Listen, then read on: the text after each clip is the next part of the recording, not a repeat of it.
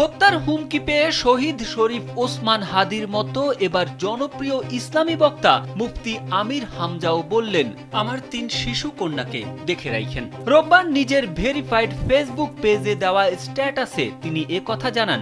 স্ট্যাটাসে আমির হামজা লিখেছেন, একটু জানিয়ে রাখি, শনিবার থেকে বিভিন্ন মাধ্যমে হত্যার হুমকি দেওয়া হচ্ছে।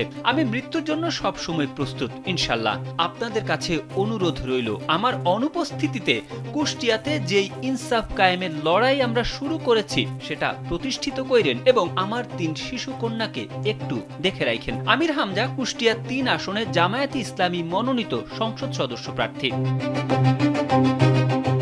শুক্রবার থেকে প্রয়াত সাবেক প্রধানমন্ত্রী বেগম খালেদা জিয়ার ছোট ছেলে মরহুম আরাফাত রহমান কোকোকে নিয়ে আমির হামজার দেওয়া একটি ২৪ সেকেন্ডের ভিডিও ক্লিপ সামাজিক যোগাযোগ মাধ্যম ফেসবুকে ছড়িয়ে পড়ে। এ ঘটনায় নিন্দার ঝড় ওঠে। ভিডিও ছড়িয়ে পড়ার পর মুফতি আমির হামজা এক ফেসবুক স্ট্যাটাসে লিখেন, মরহুম আরাফাত রহমান কোকো সাহেবকে নিয়ে আমার দেওয়া অনাকাঙ্ক্ষিত বক্তৃতাটি ছিল ২০২৩ সালের। আমি সেই সময় একটি বিষয় বুঝাতে গিয়ে উদাহরণটা দিয়ে ভুল করায় দুঃখ প্রকাশ করেছিলাম। এখন আবারও দুঃখ প্রকাশ করছি, কিন্তু পুরনো বক্তব্য যারা সামনে এনে নির্বাচনকালীন সময়ের বক্তৃতা বলে চালানোর ষড়যন্ত্র করছেন, তারাও নিজ রাজনৈতিক স্বার্থ চরিতার্থ করতে গিয়ে নিজ দলের সর্বোচ্চ পর্যায়ের একজন মরহুম ব্যক্তিকেও ছাড় দিলেন না।